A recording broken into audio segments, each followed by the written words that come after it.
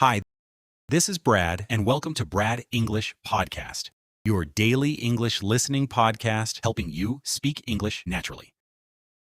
Hello, and welcome back to your English podcast.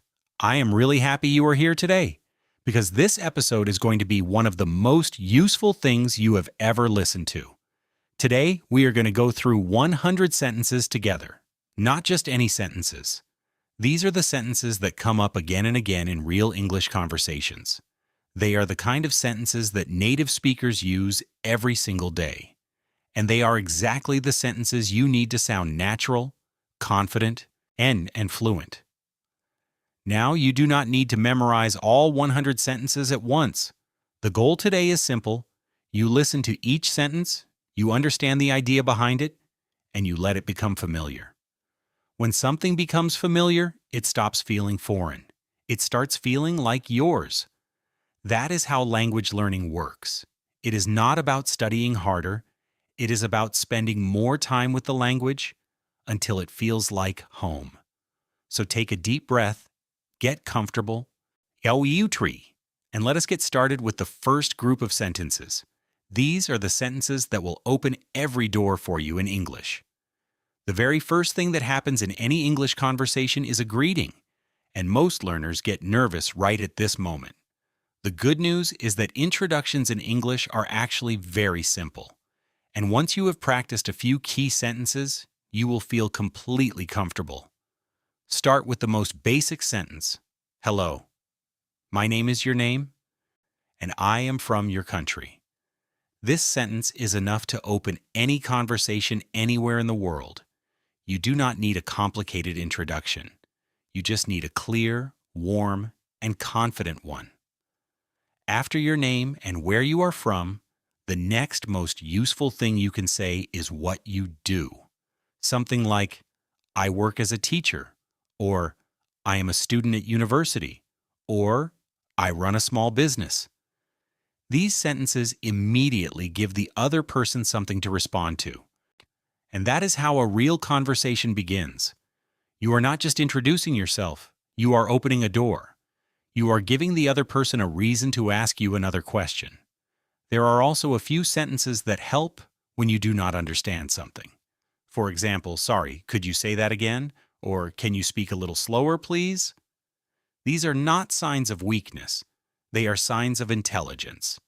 Every fluent speaker uses these sentences when they need to.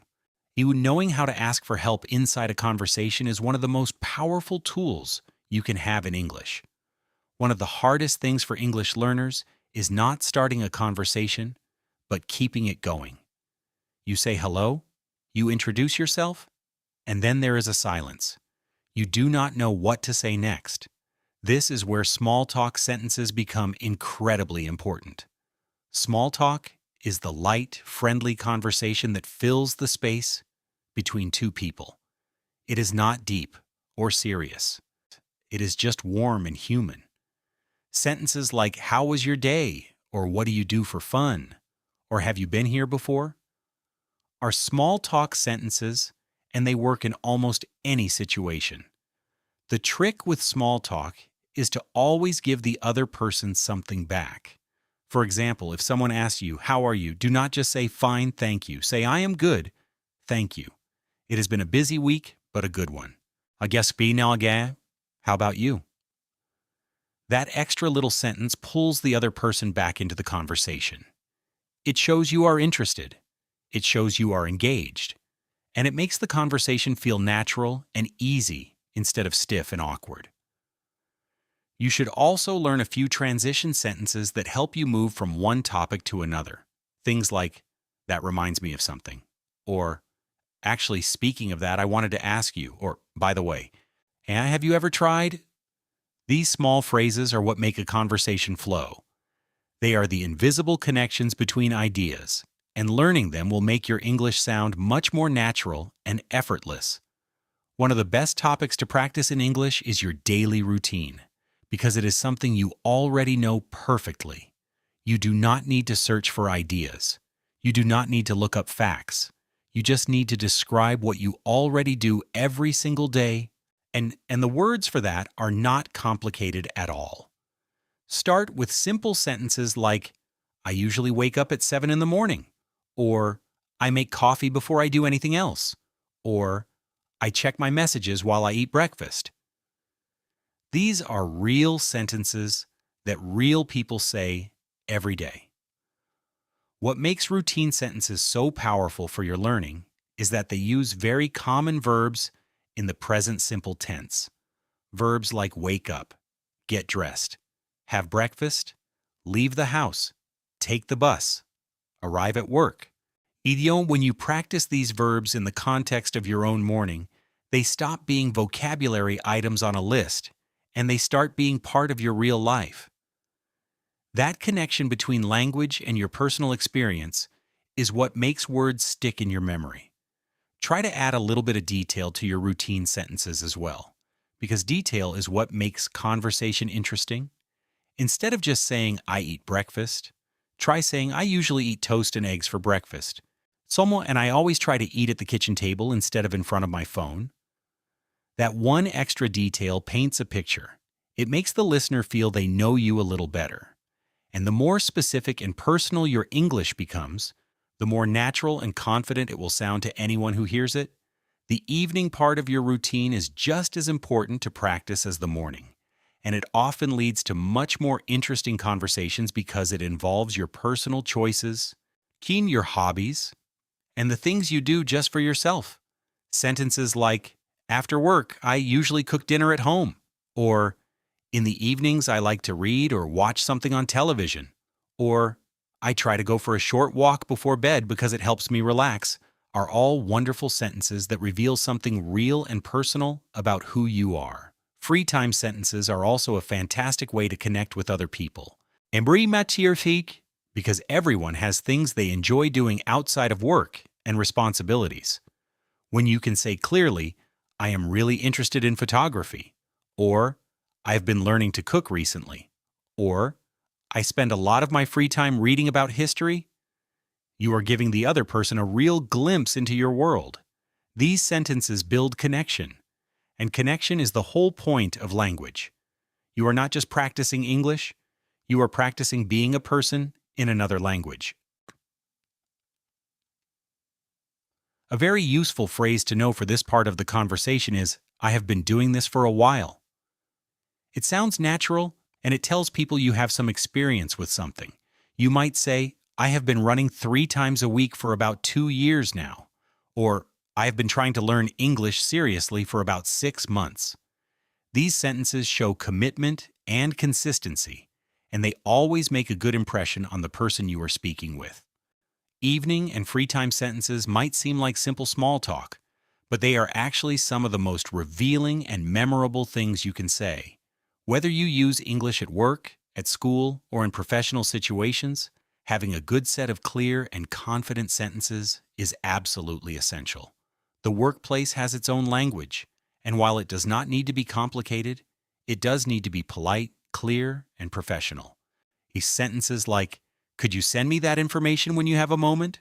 Or, I just wanted to follow up on our conversation from yesterday. Or, I am working on that right now and I will have it ready by this afternoon, are the kinds of sentences that make you sound completely at ease in a professional English-speaking environment. In meetings and group discussions, there are a few specific sentences that are incredibly useful. Saying, I agree with that point, and I would also like to add, is a great way to participate in a discussion without interrupting or taking over. Similarly, that is a good idea. Could we also consider shows that you are thoughtful and collaborative. These sentences do not require advanced grammar. They require confidence and practice. And the more you say them, the more naturally they will come to you in real situations.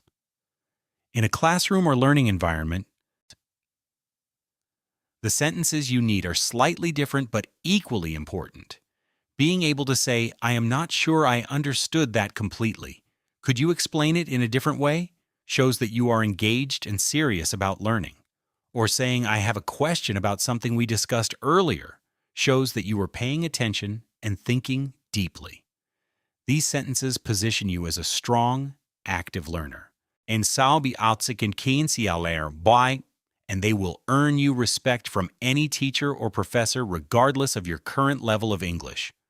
Talking about the future is one of the most exciting topics in English conversation because it shows ambition, hope, and imagination. Future sentences use very simple structures that even beginner learners can master quickly. The most common ones are I am planning to, and I would like to, and my goal is to. These three structures can carry almost any idea you want to express about what you want to do in the future, and they always make a positive impression on the person you are speaking with. Think about what you actually want to achieve in the next few months or years, and practice putting those real goals into English sentences. If you want to improve your English, you can say, my goal is to feel comfortable having conversations in English by the end of this year. If you are thinking about a career change, you might say, I am planning to take some professional courses and move into a different field in the next 2 years. When your future sentences are about your real life and your real dreams, they come out with genuine emotion, and that emotion makes your English sound alive. And one of the most powerful future sentences you can learn is also one of the simplest. I hope that one day. This sentence lets you share your deepest wishes and dreams in a gentle, humble way. You might say, I hope that one day I will be able to travel to many different countries. Or, I hope that one day I can have a full conversation in English without thinking about it at all. Sharing genuine hopes and dreams in a conversation creates a deep human connection. And that is ultimately what language is for. It is for connecting one human being to another. Being able to talk about your feelings in English is one of the most important skills you can develop, and it is also one that most learners do not practice enough. Many learners can talk about events and facts in English, but when it comes to expressing emotions, they suddenly feel lost. This is because feelings are personal, and personal language requires a different kind of confidence. But the sentences themselves are not difficult at all. Start with the basics. I feel happy today. I am a little nervous about something. I have been feeling a bit tired lately. I feel really proud of how far I have come. These simple sentences are the foundation. What makes emotional language powerful is specificity. Instead of just saying, I feel bad, try to find the more exact word. Do you feel disappointed, frustrated, overwhelmed, or just a little sad? Well, each of these words carries a slightly different meaning, and using the right one shows that you understand your own feelings clearly. Some useful emotional vocabulary for English learners includes words like grateful, which means feeling thankful for something good in your life, inspired, which means feeling excited and motivated by something you heard or saw, and proud, which means feeling good and satisfied about something you did or achieved. And there is also a very important emotional skill in English that many learners do not know. The skill of expressing mixed feelings. Real life is complicated, and emotions are rarely simple. Being able to say, I feel excited about this new opportunity, but I am also a little nervous, or I am happy for my friend. But honestly, I also feel a little envious, shows emotional intelligence and linguistic maturity. Envious means wishing you had something that someone else has. When you can express mixed and complex emotions in English, you stop sounding like a language learner and you start sounding like a real person having a real conversation.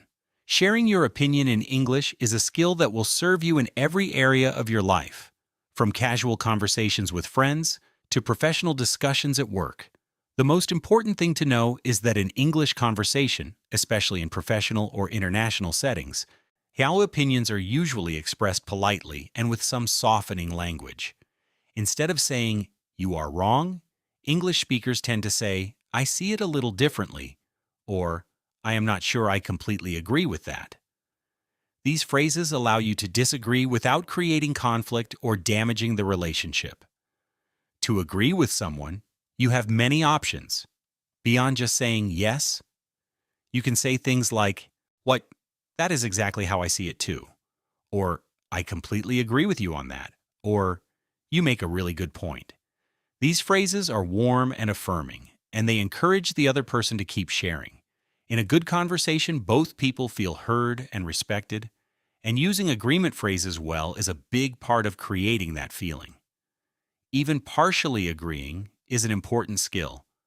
I think you are right about that, though I also wonder if, when you want to share your own opinion on something, the most natural way to introduce it in English is with phrases like, in my opinion, or personally, I think that, or from my experience, I have found that. These openers signal to the other person that what follows is your personal view, not a statement of absolute fact. This is very important in English culture where people appreciate the difference between personal opinion and objective truth. Learning to use these phrases will not only make your English more natural, but it will also make you a more thoughtful and respectful conversational partner. And being a good conversational partner is ultimately the highest achievement in any language. And that brings us to the end of today's episode. We have covered a lot of ground together. We talked about greetings and introductions, daily routines, work and future goals, feelings, and how to share your opinions in English. In each of these areas gave you a new set of sentences, and each sentence is a small building block in the bigger structure of your English fluency. The most important thing I want you to take away from today is this: you do not need to be perfect to communicate in English. You need to be brave enough to try, consistent enough to keep practicing, and patient enough to let the language grow inside you over time. Every sentence you heard today is a seed. Water it with practice, with listening, cheer with daily effort, and one day it will grow into something beautiful. Come back to this episode often. Listen again. Notice new things each time. And remember that the goal is not just to speak English. The goal is to feel free in English. Keep going. You are closer than you think.